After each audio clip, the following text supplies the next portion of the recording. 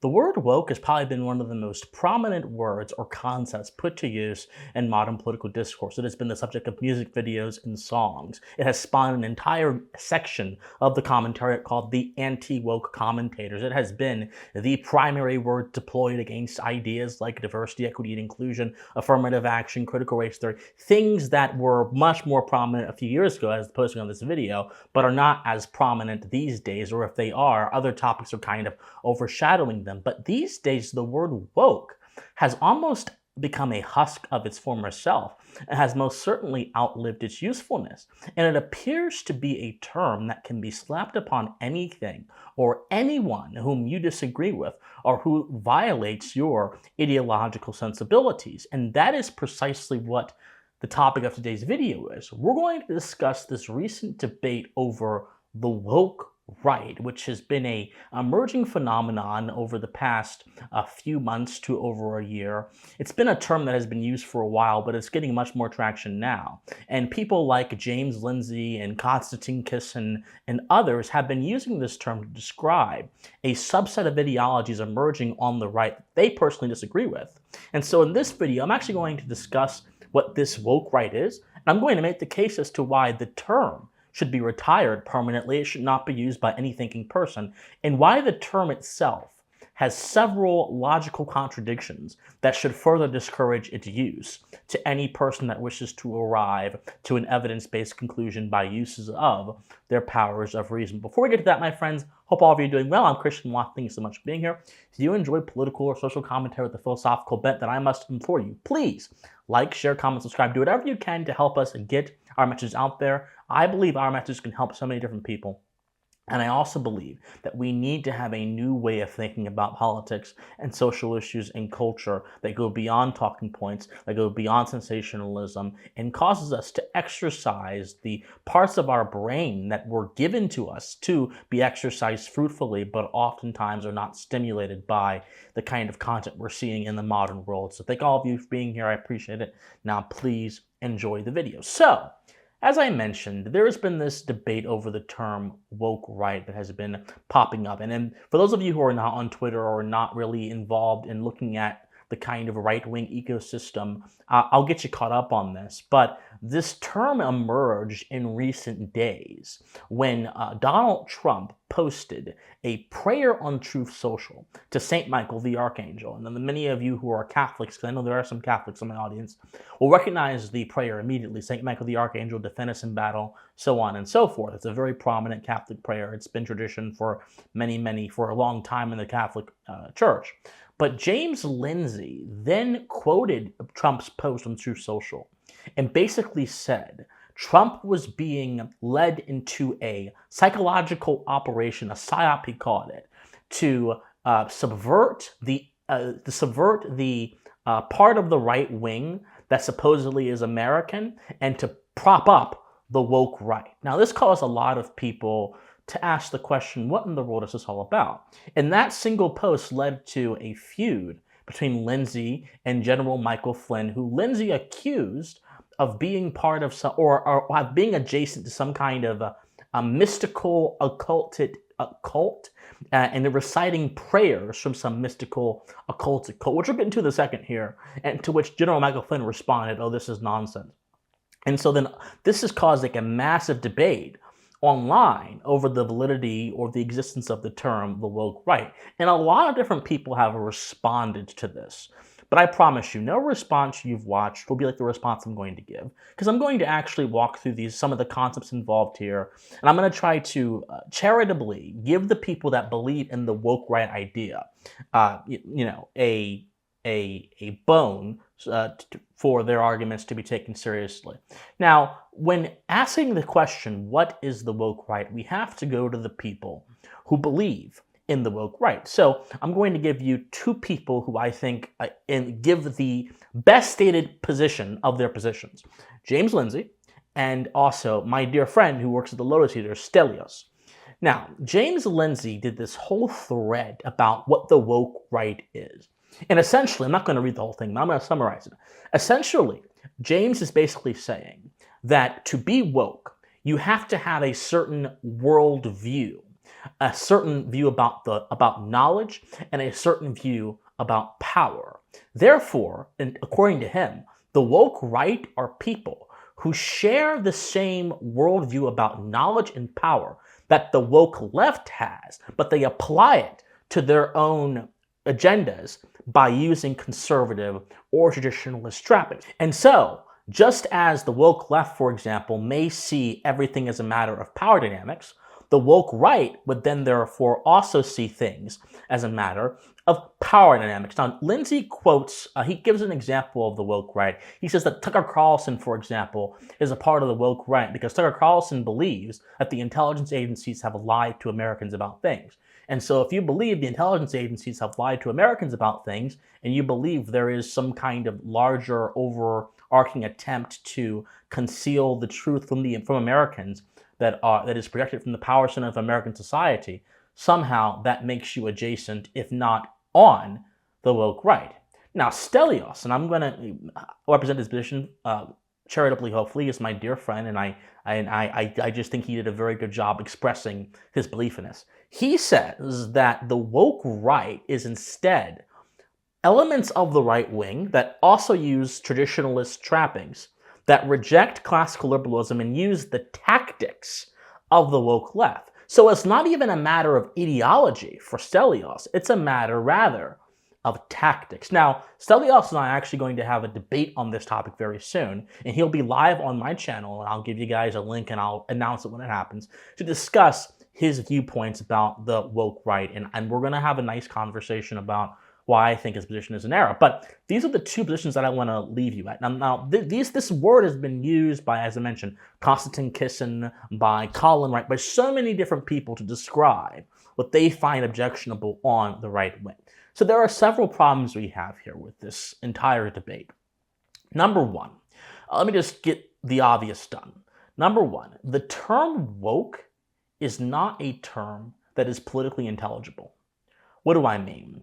The term woke is so cloudy by design. It is so cloudy by design, and it is so variant in its meaning that it cannot actually be used intelligently as a political description, and instead this entire debate reflects a problem of projecting familiarity into topics that one may not be familiar with, at least on the behest of those that claim the woke right is an existent phenomenon. So whenever you use pejoratives, words that are meant to insult, wound, or hurt your opposition, which is precisely what the term woke is, as a tool to understand an ideology, you will only understand as much as that ideology is acceptable to someone or a mindset that is trying to insult someone. In other words, you're not going to understand that ideology whatsoever. You're going to have a half-baked, very compartmentalized view of that ideology because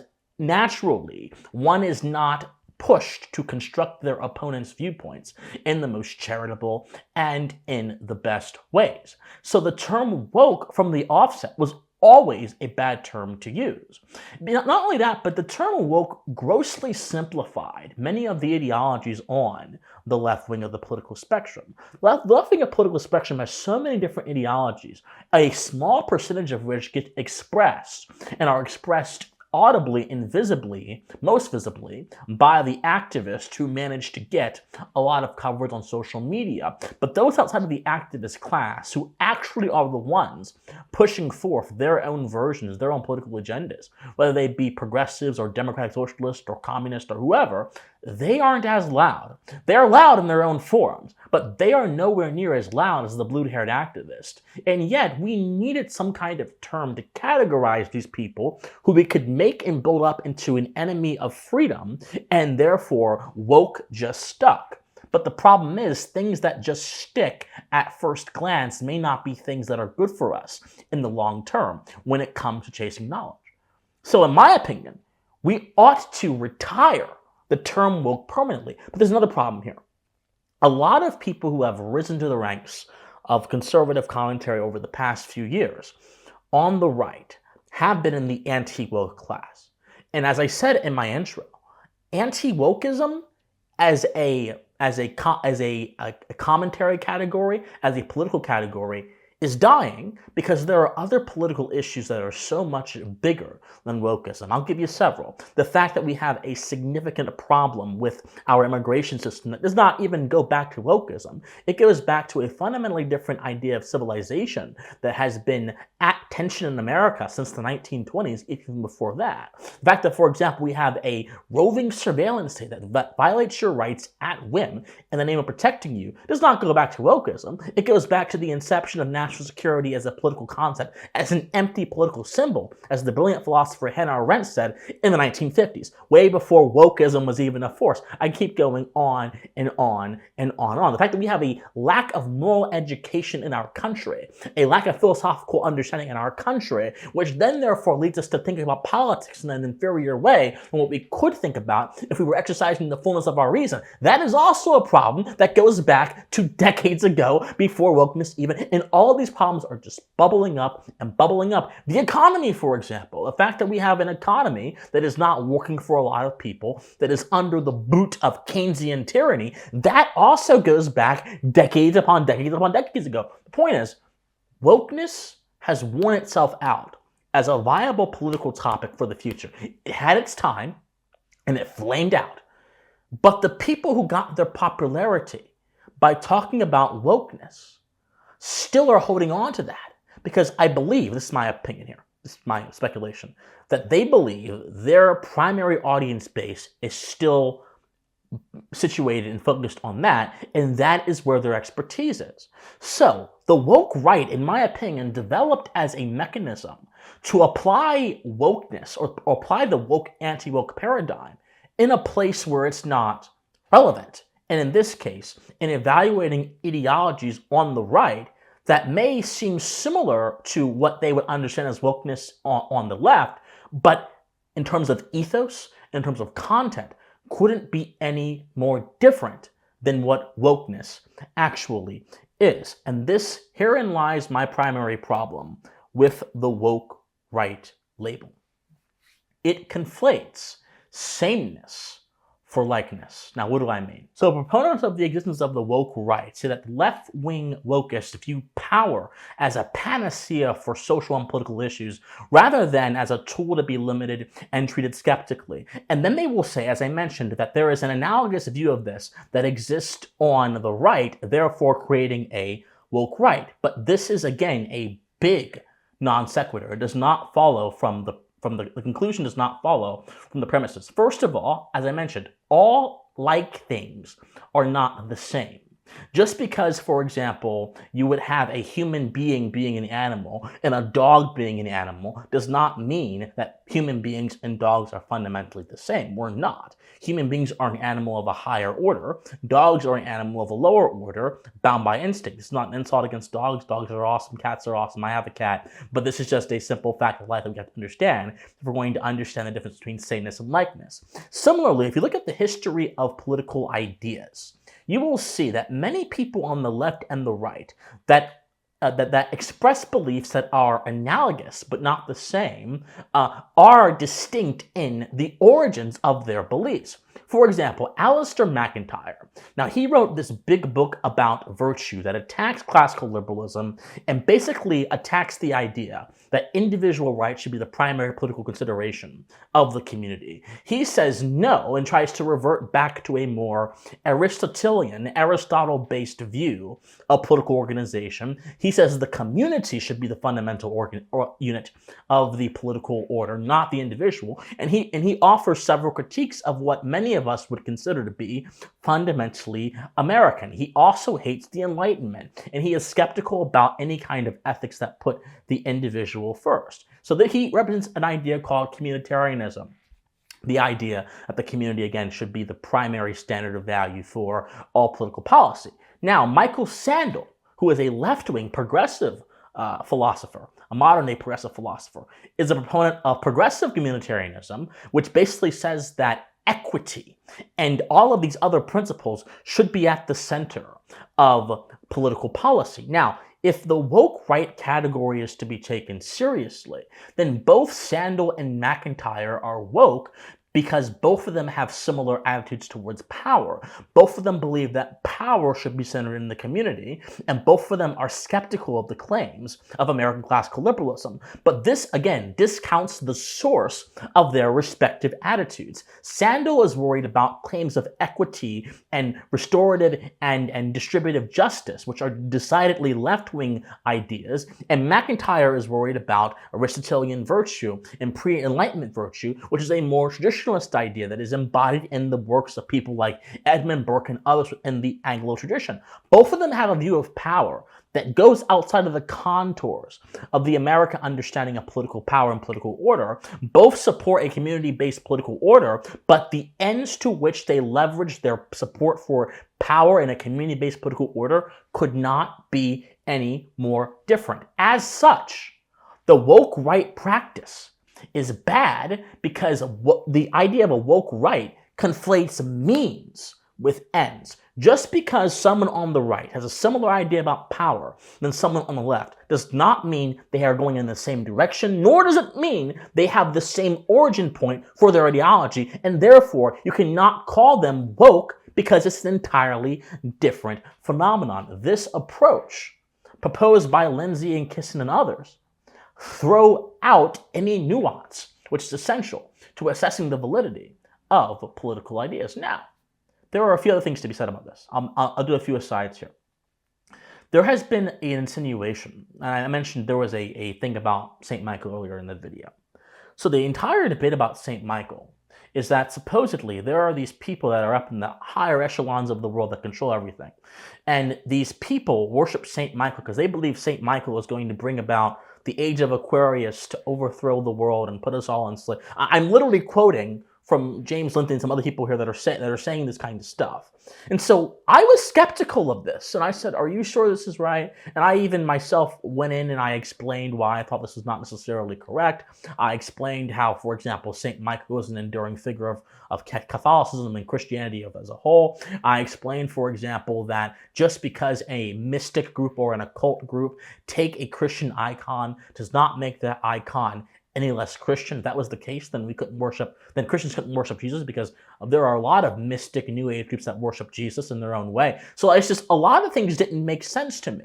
And for exhibiting this skepticism towards this big debacle, which got General Michael Flynn, one of the great patriots of our country, in my opinion, fighting with some of the top anti-woke influencers, for exhibiting a little bit of skepticism, I got called all kind of things.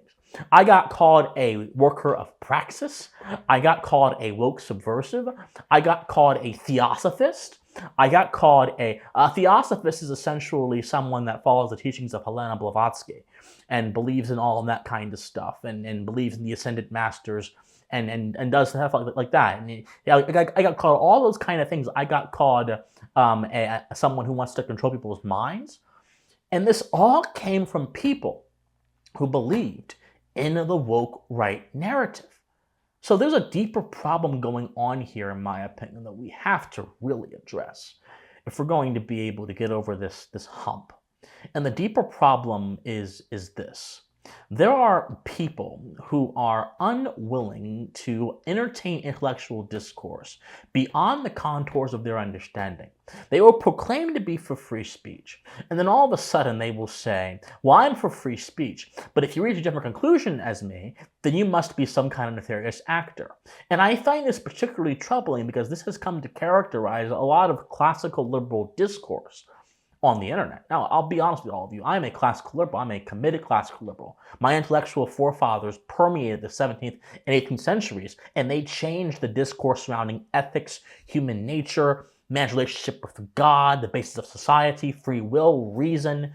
But a lot of my intellectual forefathers, whether it be Hugo Grotius, whether it be John Locke, whether it be Samuel Pufendorf, whether it be Lord Keynes, whether it be Ferguson, whether it be Adam Smith, a lot of them, in my opinion, would be utterly disgusted by the conduct of so many so-called classical liberals on the internet today.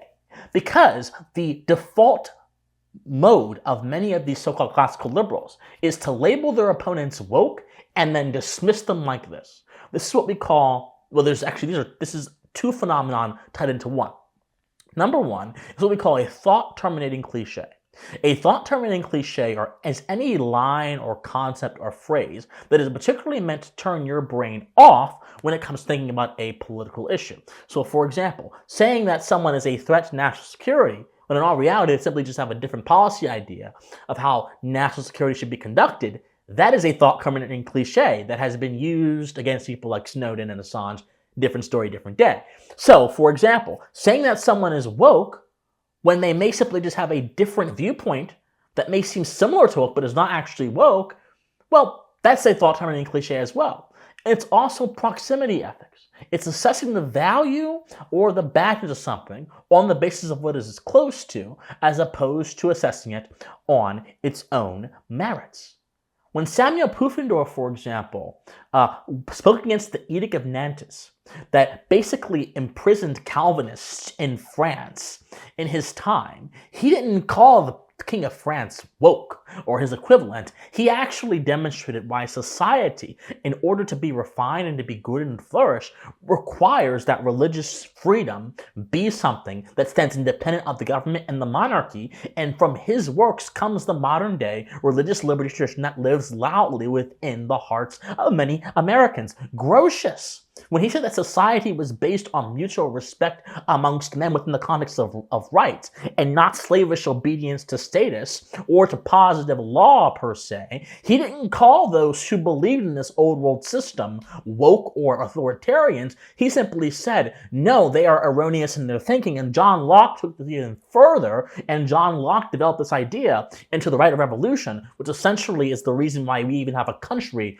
called the United States. Christian Thomasius, not a well-known figure, but an important figure within the German Enlightenment, demonstrated the need for government and religion to be separate because the government had the tendency to intrude in the church and try to play God. He used scripture and reason to do so. Lord Keynes, the man who mentored Adam Smith, the man who mentored David Hume, the man who mentored some of the greatest thinkers of our time, he showed that political and social matters have a depth to them, that we have to look at them within and not simply look at them from the position of people who had incorrect ideas. And he showed us how to apply rational principles to real-world activity. Adam Smith lit the fire that essentially unlocked human potential and allowed it to coalesce into a system called capitalism, and then therefore created one of the greatest economic systems within the world. I can go on and on and on.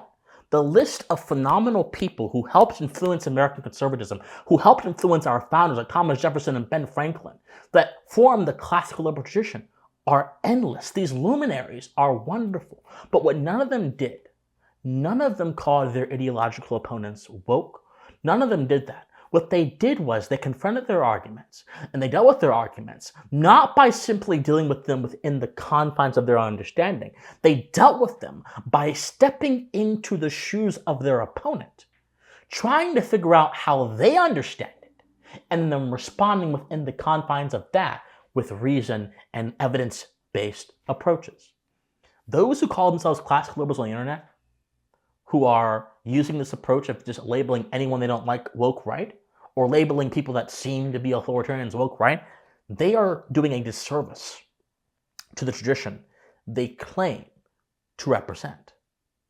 And for those that are trying to fold this into a broader mystical narrative, they are simply projecting their own studies, their own esoteric studies, onto broader events without actually entertaining the possibility that perhaps there are other things that go outside of their own understanding, which may explain those broader events. Perhaps Michael Flynn is not some theosophist, occultic wizard who is trying to indoctrinate people with a New Age chant. Perhaps Michael Flynn is a committed Christian who had a certain way of speaking that seemed analogous to something that you read in a book or watched on an 80s television commercial, but is not actually the same thing. So on and so forth. There are a lot of lessons to take from this woke right debate, my friends. The most important of which is very simply, if you want to actually understand reality, you must not project your own thoughts into reality and find them wherever you can, and then try to explain reality within the cast of your own thoughts. If you want to actually understand reality, you must appreciate mitigating circumstances that may disprove your thesis. If you want to actually understand reality, you can't simply default to a conspiratorial worldview. That is not even a conspiratorial worldview in the healthiest sense, which would simply be, okay, I'm going to be skeptical towards authority. That's healthy and that's good and that's great. But it's conspiratorial to the wire, to the extent that it's not even a skepticism of authority. It is an assertion that everything is a certain way. And if it's not that way, the person that's convincing you that it's not that way is somehow evil. You can't live with a life of the mind by trying to besmirch your opponents because they have viewpoints that you personally don't like. And that is the chief problem of this entire woke right debate. There is a growing element on the right, I will admit, that do have a distinctly different view of America than I do. This is actually one of my criticisms of J.D. Vance. I made a few videos about him when he first got elected. And J.D. Vance has basically said that he wants to use the administrative state, the deep state. He wants to fill it up with his own people, with the people, our people, and use it against the system. You can't use the system against the system if the system is corrupt. But there is a distinct viewpoint on the right that says you can't, which is impossible. So I understand the need to criticize that viewpoint, but we're not going to reach those people or reach the people who do believe that classical liberalism has failed us. We're not going to reach those people if we don't actually engage with them in an intellectually charitable way and we leave the nutty craziness to the side. The takeaway we should all have is that this woke right debate is not serving our highest good. It's not serving to help us understand anything that's going on. It is a massive distraction that is taking our eye off the ball of what is actually going on in our country. And for that reason, we should, in my opinion, totally avoid using that term, permanently retire the word woke, and move forth trying to see the world through multicolored lenses as opposed to simply approaching the world with our own understanding, because oftentimes truth has a way of humbling us towards what we didn't think was real or true, but what we find out through exploration was 100% real and true. My friends, like, share, comment, subscribe, do whatever you can to get our message out there. My friends, study history, study philosophy, remain more than please stay pensive. Bye, guys.